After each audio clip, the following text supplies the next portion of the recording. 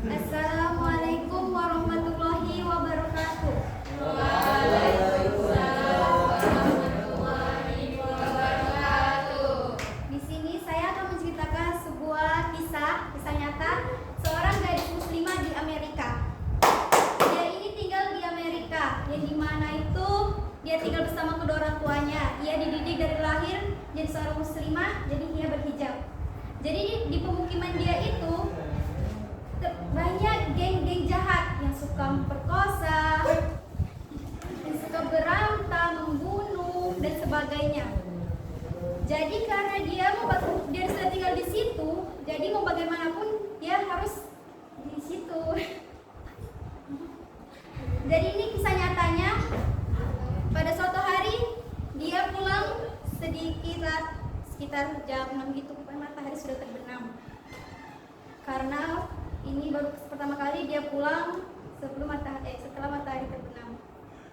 Karena kalau sudah matahari terbenam itu para geng-geng yang jahat itu sudah berkumpul di situ, di pemukiman dekat rumah dia. Jadi pas saat hari itu dia pulang kuliah setelah matahari terbenam. Karena sudah gelap, dia mau bagaimanapun harus tetap sampai ke rumahnya. Mau balik ke kampus sudah tutup. Mau ke rumah temannya ini jauh-jauh. Jadi mau bagaimanapun dia harus melalui geng-geng jahat itu. Tapi sebelum dia lewat, ada satu wanita, mungkin dia bukan muslimah karena dia tidak berhijab dan dia menggunakan pakaian-pakaian yang sedikit pendek, seksi atau itulah. Nah, jadi waktu perempuan itu melewati geng-geng itu, perempuan itu dihadang sama preman-preman itu. Dihadang, mungkin ya diperkosa. Lalu dia berdoa, "Ya Allah, aku menutup auratku karena perintahmu. Maka tolonglah aku dan jagalah diriku." Lalu dia percaya bahwa pertolongan Allah itu akan ada. Jadi dia jalanlah di antara geng-geng itu, ada kanan, ada kiri. Pokoknya itu lebih dari 20 orang.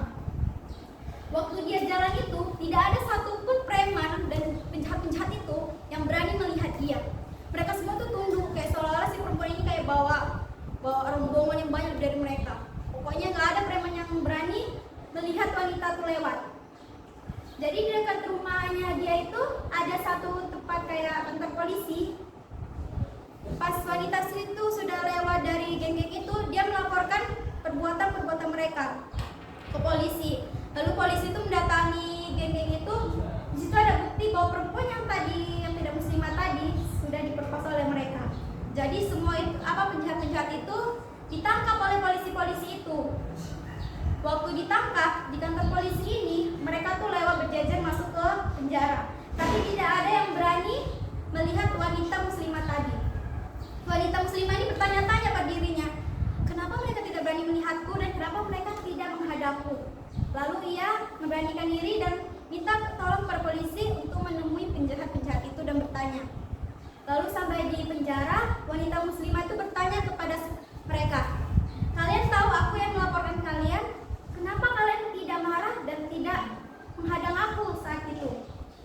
Awalnya mereka tidak berani, tidak ada yang menjawab. Lalu ada satu penjahat yang berani menjawab dan berkata, "Kami tidak berani melihat kamu karena ada 2 orang besar di belakang kamu." Lalu perempuan itu kaget dan terkejut. Habis itu dia pergi dan kembali ke rumah. Jadi udah selesai kan ceritanya. Jadi pesannya saya sampaikan adalah dari kisah ini, kita harus percaya akan pertolongan Allah. Jadi kalau kita menutup aurat kita dan kita percaya bahwa Allah itu akan menolong saat kita susah, maka percayalah pertolongan itu ada. Jadi apapun masalahnya, mau sesulit apapun, kita berdoa aja ke Allah karena Allah bakal menolong kita. Ya, terima kasih. Assalamualaikum warahmatullahi wabarakatuh.